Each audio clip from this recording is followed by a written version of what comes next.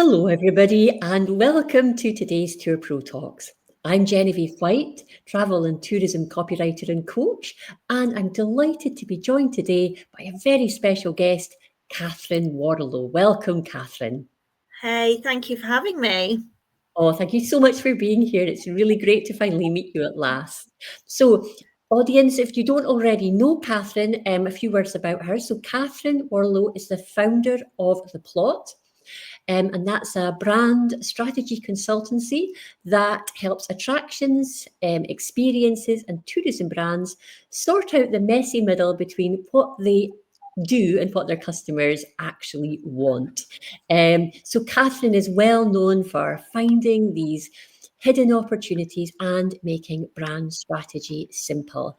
She brings character and commercial sense to clients all around the world, and she's a regular speaker at industry events. So if you are looking for an inspiring and creative speaker at an event you're planning, then do feel free to get in touch with Catherine. I'm sure she'll bring flair and enthusiasm and inspiration wherever she goes. So welcome again to our audience. I can see some comments coming in already. Hello, Jamie. Oh, lovely. So good to see two of my Oh, that's nice. Very lovely. Thank you, Jamie. Lovely to have you with us today.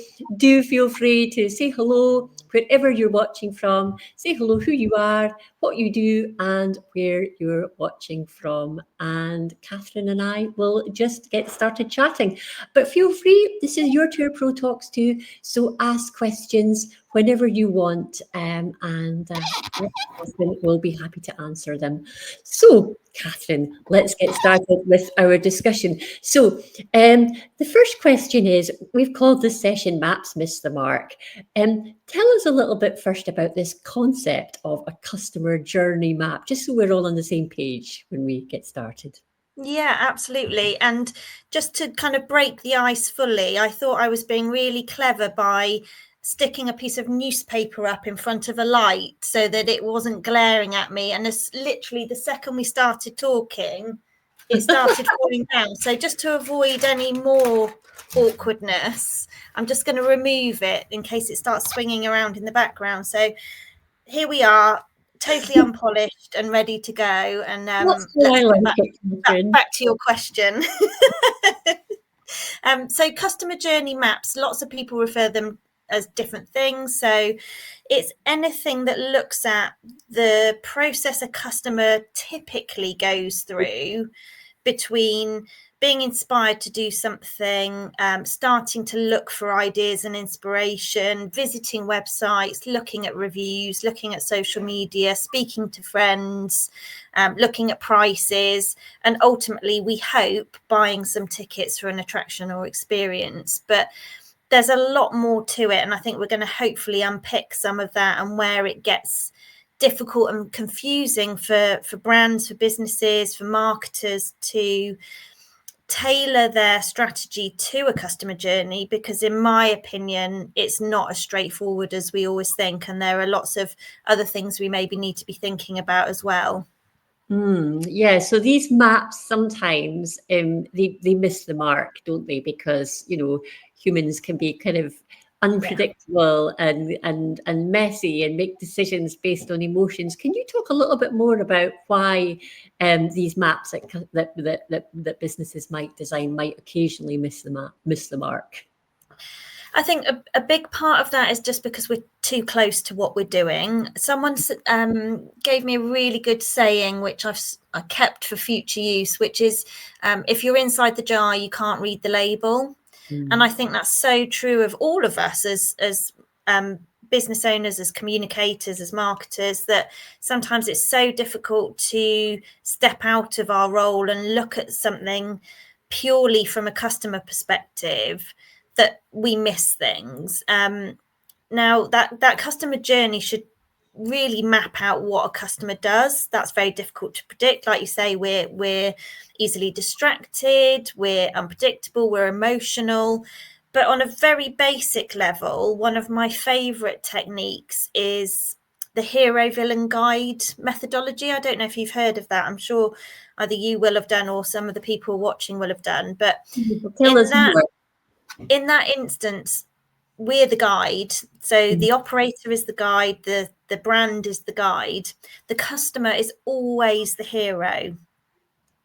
And the guide's role is to try and get the hero from the beginning of the journey to the end of the journey successfully, with as few obstacles, traumas, sword fights, princesses being kidnapped, dragons breathing fire on villages as humanly possible. And the villain is anything that makes it really difficult for a customer to get through a purchasing funnel. So that could be practical things like the UX of a website. It could be confusing ticketing. It could be a basket that doesn't save when you press the back button. But it also could be your kids pulling at your jumper while you're trying to book something because they've done a pee in their pants. Or it could be the fact that you've got TikTok open in your other hand on your phone and you're also scrolling funny cat videos at the same time. So it's the logical, but it's also the emotional and irrational things that get in the way. And of course, the other villain is all of the competitor noise for all of those other escape rooms or immersive experiences or farm parks that we could also book. And then, of course, in the UK, the ultimate villain is the weather and the unpredictability of the weather. Yeah, that's very, very true. My goodness, I love the way you just came up with all of these villains there. Some of them very There's plenty of them. The peeing in the pants ones definitely struck a chord with me. Not me, my pants, but yeah, children. So yeah, thank you for that. And it's also very clear. I mean, I think it reminds me a little bit of the book I read once by Donald Miller, Story Branding. Yes, love that book. Yeah, it's a great book, but I like the way you explained it there very clearly with the three: customer and the hero and the villain. That's a really good, clear way of explaining it. Yeah, just back to the audience for a moment. You're very quiet today, unless there's some kind of glitch with StreamYard. Do say hello and feel free to ask any questions. It'd be lovely to hear from you, but I'll also check on my phone because sometimes StreamYard has a habit of hiding audience comments as well. So, Catherine, what I want to talk a little bit more about is your own journey and realization with this. How did you first notice this kind of gap between what tour operators think happens and what actually happens? What was your epiphany? Oh gosh, I think the honest answer is that I spent half of my career falling into exactly these pitfalls, and I, as well as being quite a creative thinker, I'm really obsessed by data and insights and patterns and trends and all of that kind of stuff, and spent a lot of my early career trying to put things in very neat little boxes of customer does this, then that, then they go here, then they click this, and then they do that, and this is the ultimate outcome. And of course, we know through experience and through better data and better insights and better reporting that isn't what happens. But being a part of that journey when it's like this is really hard. So I think I learned the hard way by going down that kind of classic textbook marketer route of put beautiful content out, get bookings in, which doesn't work, and getting to the stage in my career where I had the confidence to realize and articulate and impress on people that it's the imperfect content that works better. It's the hold your hands up, we got it wrong content that works better. It's the rough and ready. It's the accepting when a customer doesn't have a great experience and embracing that, being public and having a conversation about it openly, that is what matters. And what I came to realize is that beneath that customer journey is what I've come to call the understory, which is actually what happens, where people bounce backwards and forwards off 10 different websites. They ask on WhatsApp, not on Facebook, for recommendations. They ignore all of the amazing reviews because something else distracted them over here. And I think if you work back from that and reverse engineer everything you're doing from as close as you can get to understanding what that understory looks like, then you're in a far better position to market, to create content, to engage audiences in a much more meaningful, sticky way. And that falls somewhere between accepting that consistency isn't boring, that it actually is important visibility, and that repetition is an important part of marketing. And then also this layer of humanizing the brand, whereby you put things out there that feel awkward or unpolished, or like to some brands unprofessional. I still speak to lots of brands who are saying, why don't we just film for a day in the office and see what we get? And that feels terrifying. Or let's put a family in charge of your social media content for the day and see what happens. And again, that feels utterly overwhelming. But that's what builds brands in my mind. That's what makes customers go, actually, let's go there instead. This other one's got the lions and tigers and the polar bears, but this one has got the guy who talks to you about the reptiles. It's human connection, isn't it? That's what's important. I think there's two absolutely brilliant takeaway ideas there for the people watching. I love the idea of letting a family take over the social media content for the day. That's just absolutely fantastic. And yeah, the sort of unfiltered scenes from the office as well. It's another really good one. Yeah, so these are brilliant. And I think what I really love as well about what you've just said, Catherine, is actually once people realize that it is that human connection, it's that vulnerability, it's that unpolished stuff, like the newspaper falling off your light there at the beginning was a great example of what you said. It's so liberating because it frees you from that, perfectionism and from the overthinking. So it's a much easier way to market yourself and produce content as well, isn't it? 100%. And I think what we don't realize is that we inadvertently bury a lot of that. And I started to really notice this when I began doing more and more customer journey reviews and audits. And I was digging through everything that was amazing about the brand, everything that wasn't quite so amazing, the bits that didn't quite fit together. And sometimes it would take me 2/3 of the process to get to the real gold. And when that's buried, that means that, especially for anyone outside of your immediate local loyal audience, that they're not seeing any of that. They're not seeing any of that gold that comes from your inherent values or those quirky little things that you do on a Tuesday morning. They're just not being noticed and amplified. And I think because you're living and breathing it, you think that they are. There's a pub on my road, and I noticed when I drove past this morning that they've got a sign outside with a picture of a burger that looks absolutely incredible. It's kind of this tall and has 8 layers, and the poster is inviting, but I guarantee that's the only place that ad exists. I guarantee it. And I'm going to check afterwards this actually, because I like to prove myself right every now and again. But they will inevitably get to a point in a couple of weeks where they say, this is the most amazing burger in the whole of Oxfordshire, but no one's coming. Because they're seeing it every day, that the ingredients are in the kitchen, the chef's there ready to make it, the poster's outside. Yet we are bombarded by 1,000,001 messages every day. There's no way most people are going to notice that once and do something about it. They've got to then see it other places. It's got to be recommended. It's got to be reviewed. It's got to be visual in your social feeds and all of those things. And I think it's so easy to forget that just because we're living and breathing something all day, every day, that our customers aren't. They're oblivious to 90% of what we're doing.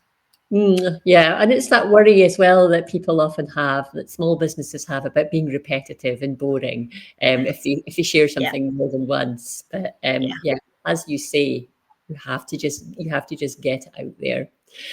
Now, as a customer yourself, have you ever come across any brilliant examples of operators completely missing the mark and missing opportunities?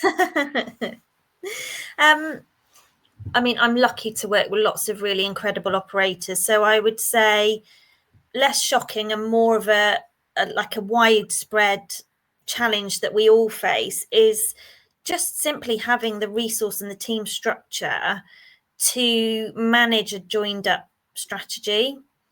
I see all the time content strategies being managed in isolation. So somebody looking after social over here, somebody looking after trade sales over here, someone looking after paid over here, someone looking after the kind of the performance marketing. And even if there's a loose strategy and guide rails joining up what all of those people are doing, it is very rare that they are all pushing towards exactly the same goals. Mm-hmm. And that means that there is no agility in being able to take advantage of reactive opportunities.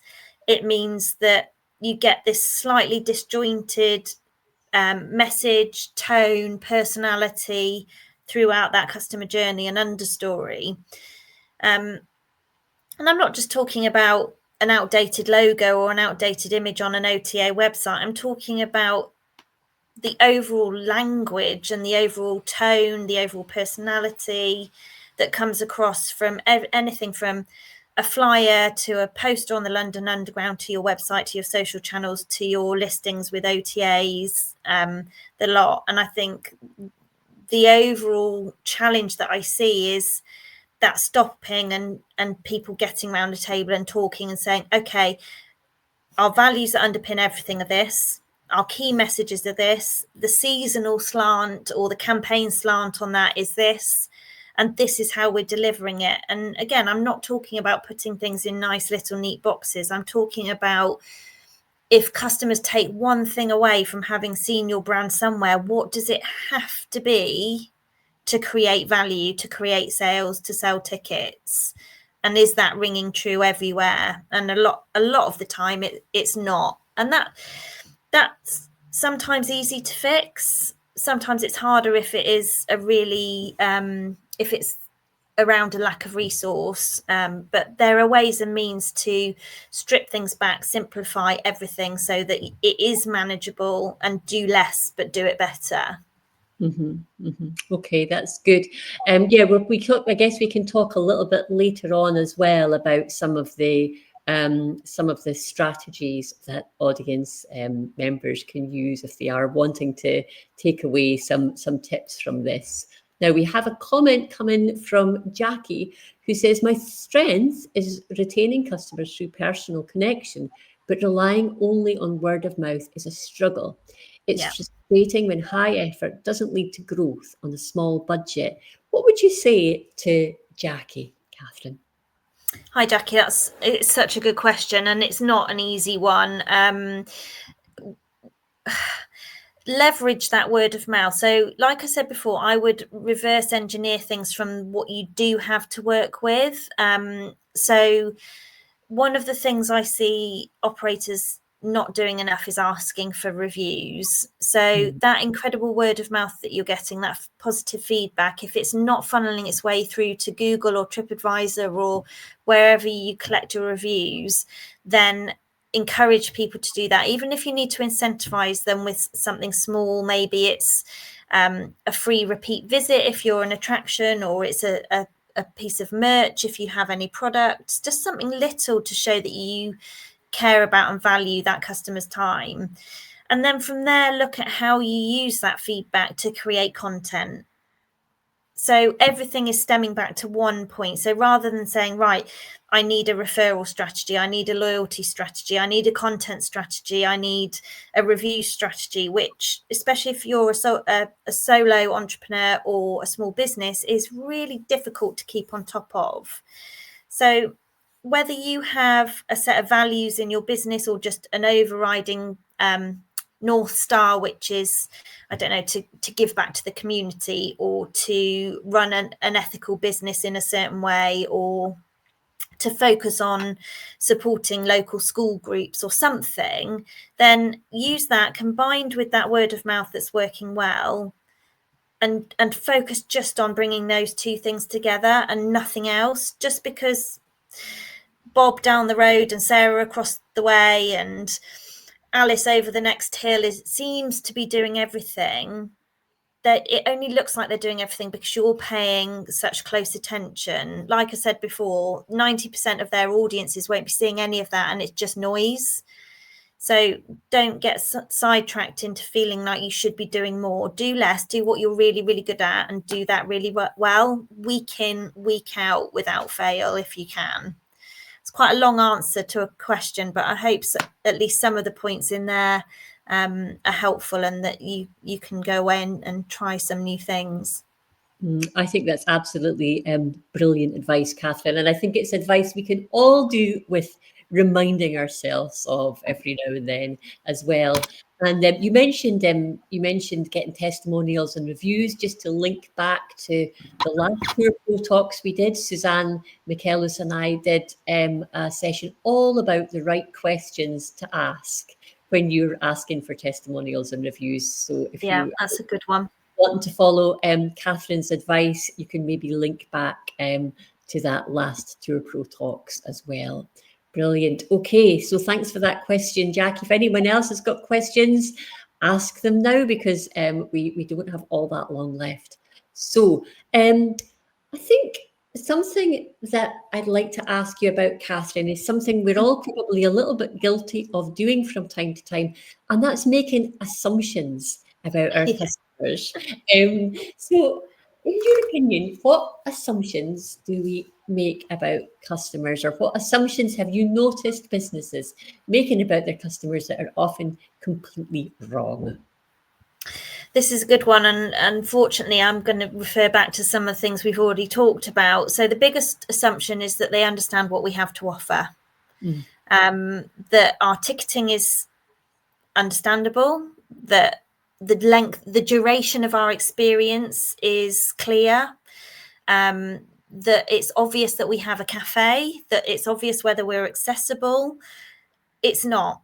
A lot of the times it's not. There's very few attractions that have this absolutely nailed. And again, it's one of those hygiene things that is so easy to overlook, especially if you're based on site.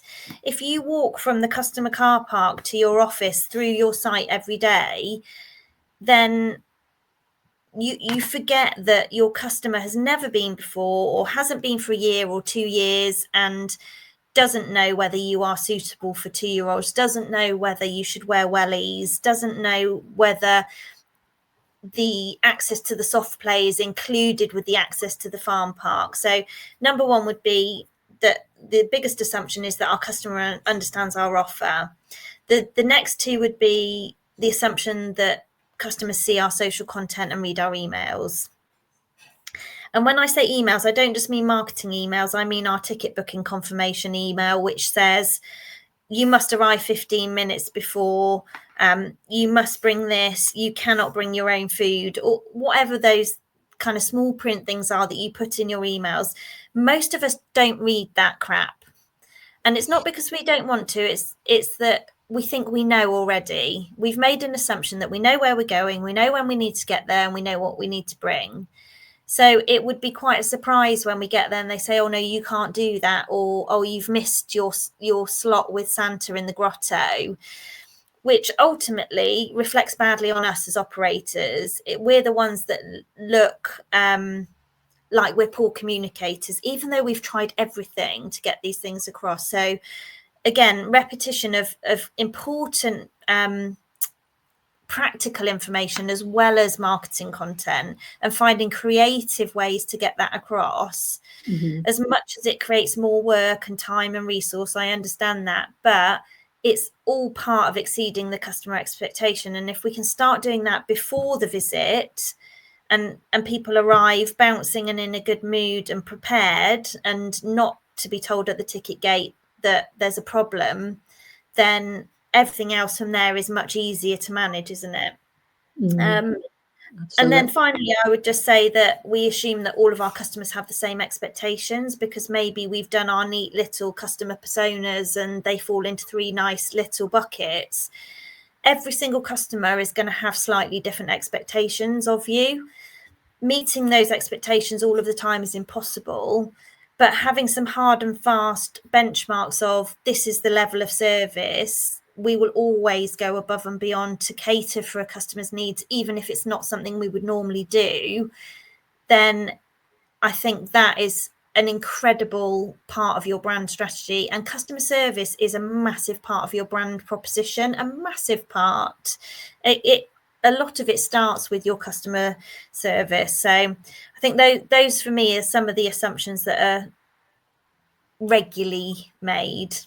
That's a brilliant, comprehensive answer. Thank you very much. And I think that what you were saying there about repetition and just saying the same message in different ways, I think, that's just so true. I used to be a teacher, and you can never underestimate how many times people need to be told something, just in different ways, so they don't get bored. You just have to keep drilling it in. We've got a great question here from Mitch, who I believe is in Berlin at the moment. I saw that on LinkedIn. Hey, Mitch. Hello, Mitch. Thanks for joining us. So what's your definition of brand? In other words, how do you clarify all the efforts people make around brand voice, tone, mission, values, blah, blah? How could a small team operator clearly begin defining their brand? That's such a good question. Thank you, Mitch. So on a very fundamental level, for me, the difference between brand and branding are this. So branding is your visual identity, is your logo, your colours, your fonts, the way your brand looks on face value. The brand alongside the branding is how you make people feel. It's that pull factor of, that is a brand that I can identify with. I think they get me. I think I'm going to enjoy this experience. I think I can feel a little bit of their magic, their personality. So that's brand strategy. For an operator, especially a small tour operator who wants to start defining their brand, this is your homework. This is what I would suggest you do. Do a really small audit. And if even better, if you're part of a community like Tourpreneur, for example, which Mitch heads up, then buddy up with someone from another small operator and either do it together or do it for each other. Do the audit for the opposite person's business. Start with this, go really basic and ask yourself or each other, what do we do? Who do we do it for? And what problem does that solve? So one of the things that I ask everyone to ignore is USP as a useful selling point. Swap it over to I ask people to ignore the unique part. So don't go unique, because unique doesn't solve a problem.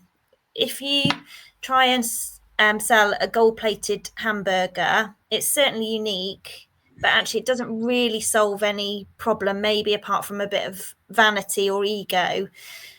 Focus on what you do, who for, and the actual useful problem that you solve. And then from there, look at the very simple kind of key messages underpinned by values and where you are engaging an audience. So aside from anything else that falls into a brand strategy, start there and do a little mini audit. And then if you want to take it a bit further, either with someone else or on your own, look for evidence within your sphere of marketing, websites, social channels, brochures, emails, OTA listings, that comes across, that problem you solve and who you solve it for comes across really clearly. And what I expect you'll find, especially if you're listed in 2 or 3 different places, is that there's a slight lack of consistency. There's probably a lack of clarity. And you'll uncover simple, quick fixes as well, like images from 3 years ago, and you've had a chance now to invest in far better ones, and you'd forgotten that you hadn't given them to that OTA. Lots of little housekeeping bits in between. And I've got a couple of PDFs and guides that I can send out to people if they're helpful, with a little automated scoring system, which will give you a benchmark of where your brand is succeeding and maybe not, and also a bit of a checklist that you can go through to expand on that audit that I've just talked to you about. That sounds amazingly helpful. Thank you so much, Catherine. If you are watching and you've been desperately trying to take notes of what Catherine's just said, which I suspect many of you have been. Don't worry, I will put all of Catherine's advice in the Tour Pro Talks newsletter, which is out on Tuesday. So if you want to just check with that, refer to that, so you can follow her excellent instructions, then yeah, you should definitely do that, because that sounds like a really good start. We're getting lovely feedback from the audience. Excellent advice. Do we have time for one more question? We don't really, but can we? I'm not in any rush to shoot off, so if you want to squeeze in one more question, I'm more than happy to. I hate to leave a question unanswered. So here's a question from Charlie, and she's got any advice from speaking to American clients in particular, I guess, versus other types of customers. That's a good question, and I think my answer will apply to tailoring a message to any market, US market, Asia market, European market, or otherwise, but understand what people are coming to your destination for first and foremost. So I did a big project for HMS Belfast recently, the big World War II warship that's on the Thames near Tower Bridge, and lots of people wanted to come for an iconic cultural historical wow moment. That kind of, there was a lot of pride involved in that, a lot of history, a lot of legacy, and people wanted to preserve a bit of either their own history or maritime wartime history. And it was just an underutilized topic of conversation that people were really quite passionate about, and it was a very emotive topic that just wasn't being communicated effectively. So think about why people are coming to your destination, what else people are doing while they're there, and ultimately part of the problem you solve for them is how you want them to go away feeling. And I think that really helps you tailor messages from quite functional and transactional to much more emotional and impactful. So that might change a message from something very simple like stand on board this operational vessel to stand where Captain James stood as they launched from dock to go to this place. And a lot of that is about storytelling and tapping into what it is that people want to hear, see, feel, learn, and go away with, and the stories they want to take home. Brilliant. And that takes us right back in a lovely circle, I think, to this whole idea of humans. You know, our customers are humans, and they are emotional beings, and they're unpredictable in the best possible way. So it's tapping in as much as you can, knowing your audience, knowing who you're trying to communicate with, and then thinking about how you can make them feel and how you can speak to their emotions. And that's a brilliant example there, Catherine. Thank you so much. And I'm afraid that's all we've got time for, everybody. As usual, this has just flown by far too quickly. Thanks everybody for your questions, for being here today, and a huge thank you to you, Catherine. I know how busy you are, so I really do appreciate you taking time out of your day to speak to us. You're very welcome. I've had a great time. Thank you. And thank you for all the brilliant questions as well, everyone. Yeah, thank you very much again.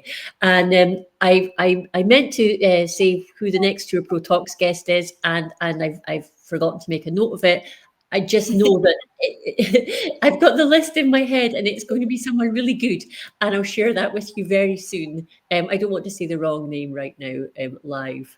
I'm sure they'll be amazing. Whoever they are, the mystery guest, going to be incredible. Oh dear, yeah, menopausal moment. Anyway, thank you again, Catherine. Thank you, everybody, and see you soon for another Tour Pro Talks. Goodbye.